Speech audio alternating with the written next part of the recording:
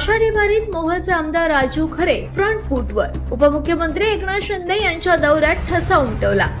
नमस्कार, तुम्ही पाहत आहात सत्यभिडू.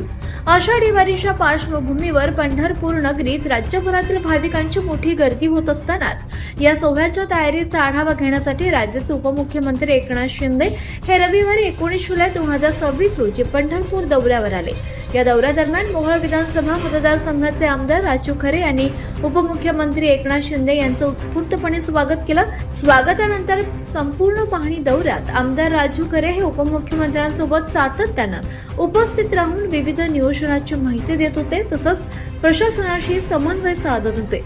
वारीसाठी करण्यात आलेल्या सुविधा, भाविकांच्या सुरक्षेची व्यवस्था, वाहतूक नियोजन, स्वच्छता, आरोग्य सेवा आणि इतर महत्त्वाच्या बाबींचा उपमुख्यमंत्र्यांनी आढावा घेतला. या संपूर्ण दौऱ्यात आमदार राजू खरे यांची सक्रिय उपस्थिती विशेष लक्षवेधी ठरली.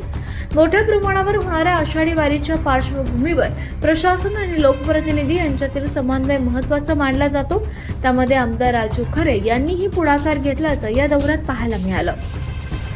अशाच निर्भीड, निपक्ष आणि विश्वासार्ह बातम्यांसाठी सत्यभिडूला YouTubeवर सबस्क्राईब करा आणि Instagramवर फॉलो करायला विसरू नका.